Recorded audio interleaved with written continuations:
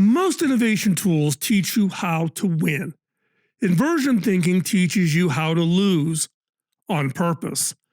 It's so you can catch the failure while you can still change course.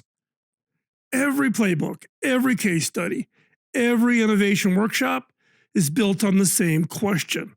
How do you succeed? You map the path forward, you model the upside. Nobody teaches you to ask the really hard questions. How would you guarantee that this fails? That's inversion thinking. Charlie Munger called it one of the most useful tools he had, and he used it for 60 years. Most innovators know the quote. Almost none of them actually use it.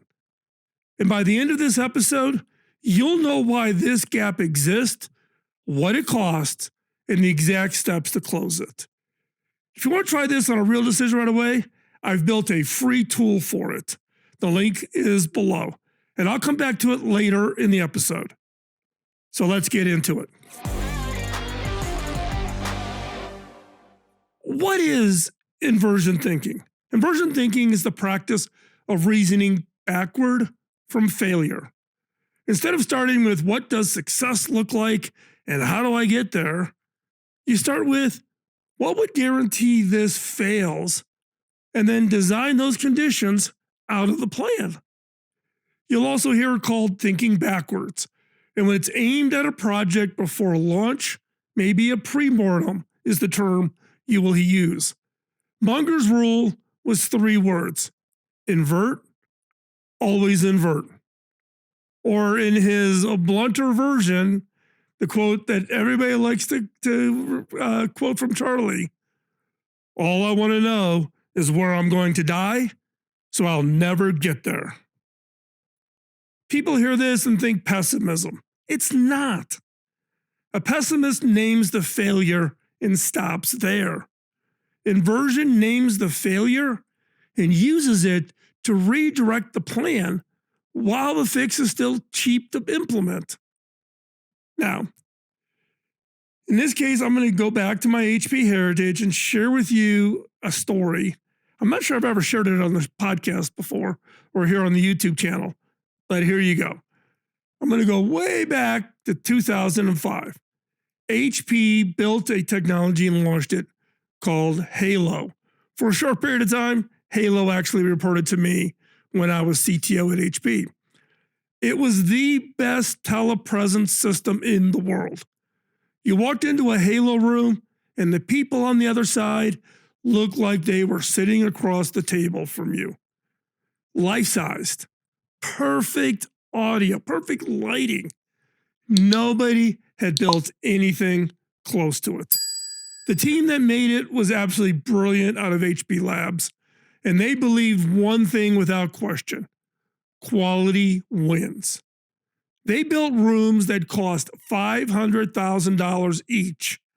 They required customers to run these rooms on HP's proprietary network at a monthly cost that would make your eyes water. Every decision traced back to the same conviction: make the experience extraordinary and the market will come to you. Nobody in that room asked the one question that mattered: what if quality isn't what the market is buying? Because it wasn't what they were buying. The market was buying access.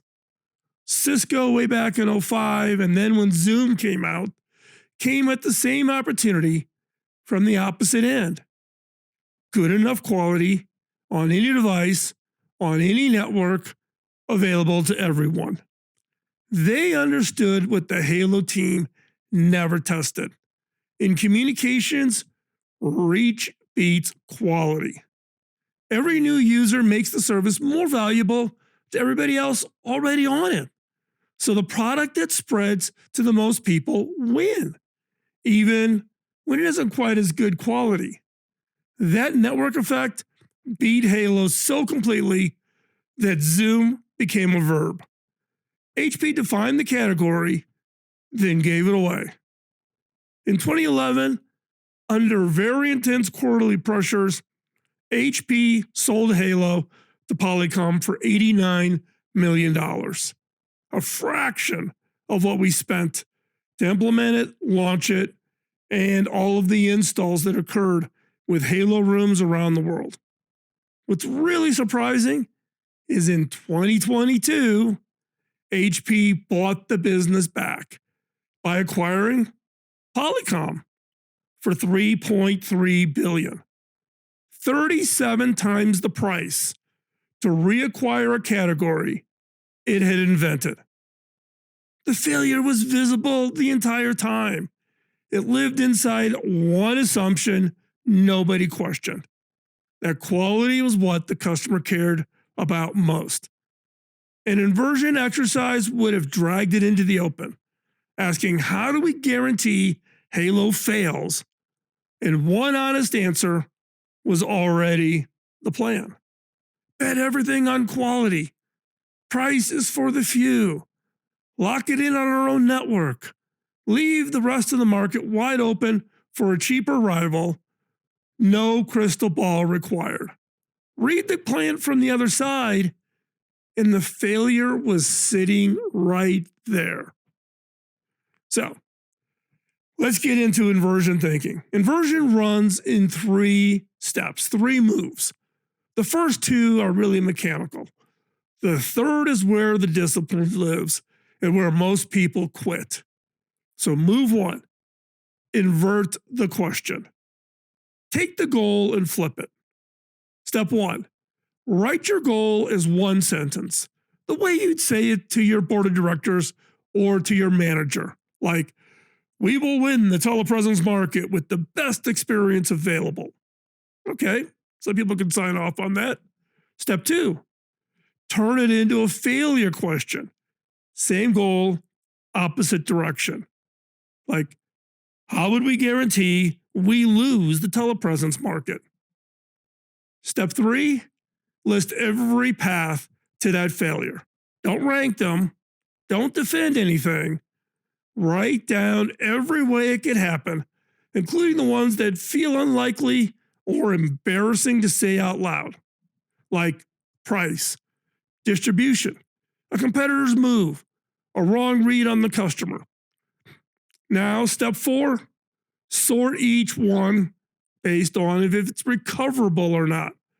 A slow first year is recoverable. Letting a competitor own the network effect while you keep owning the high end is not recoverable.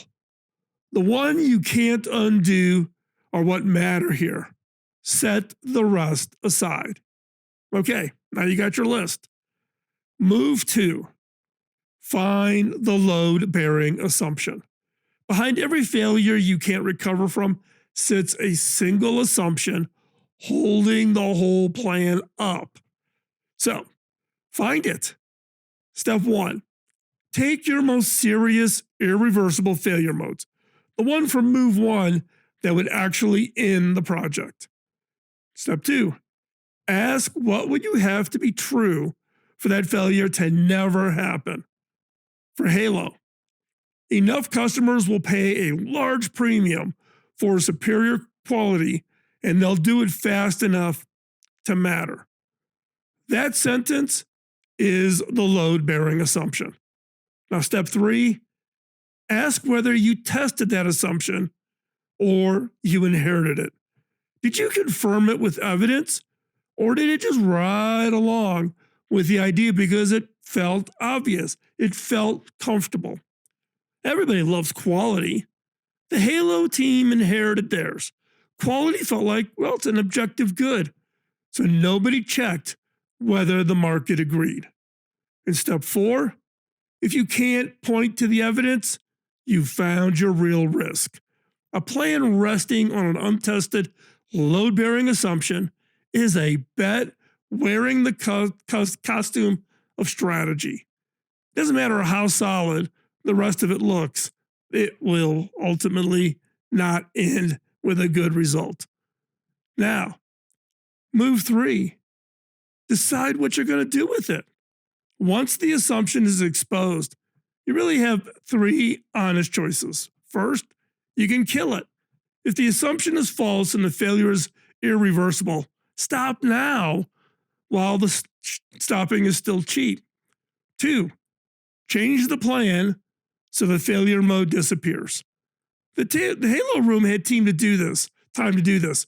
A software tier on any network at lower quality to build the user base and the network effect, with the premium rooms kept for the customers who would pay for them. They would have owned both. The plan allowed it. The conviction did not. Or 3, proceed with the bet named out loud. Sometimes you take the risk on purpose, eyes wide open, because the upside justifies it. Now that's legitimate. Taking the same risk by accident, however, nobody said the word assumption in the room, is not valid. The one move you cannot make is to see the failure mode and proceed as though you hadn't seen it. Now that isn't confidence. It's the most expensive form of hope there is. Now, one of the challenges in inversion thinking is you cannot do this alone. You know the 3 moves now. The hard part is running them on your own project, your own work. You can't fully see your own assumptions. You built the plan. You believe in it. The assumption holding it up feels so obvious that questioning it never occurs to you. The Halo team wasn't careless. They were the best in the world at what they did, and that was the problem. The more expert you are, the more your assumptions feel like facts, and the less it occurs to you to test them. Then there's the room. All the managers, all the leaders. Even when someone can see the failure coming, the dynamics of teamwork and friendships work against it saying it out loud. You earn standing by backing the plan, not by listing all the ways it's going to die. Raise the failure scenario, and you look like you lack conviction, or like you're not on board or you're not a team player. So the failure half room quietly senses they stay unspoken until it gets really expensive to fix it. Culture rewards the loudest voice on the upside, not the person who turns out to be right about the risk. Those are 2 walls. You can't see your own assumptions, and the people who might see them are discouraged from speaking. Reality is, this is where you can use AI. AI has none of these problems. No ego in the plan, no career to protect, no boss to impress, no reason to soften the bad news to keep the room comfortable. Point AI at your work. Tell it to find the failure, and it will without flinching and without politics. It won't make the call for you.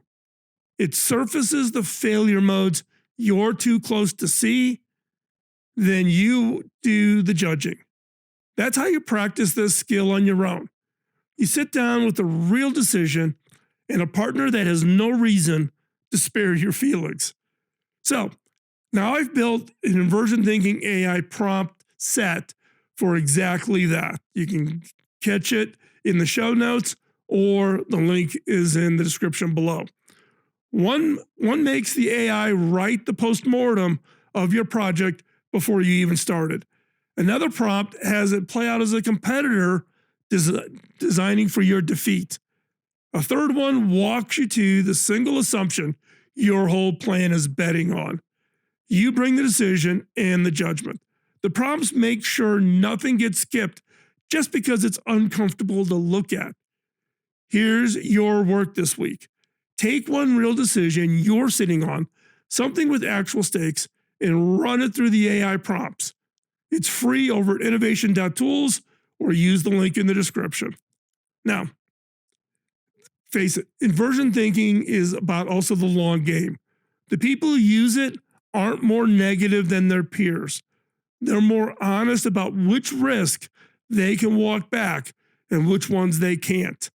That single distinction, made early and acted on, is the difference between projects that fail fast and cheap and ones that fail slowly and are expensive in year 10. The failure that ends your project is usually the one plenty of people saw coming and nobody was willing to name it. Say it now while it costs you nothing.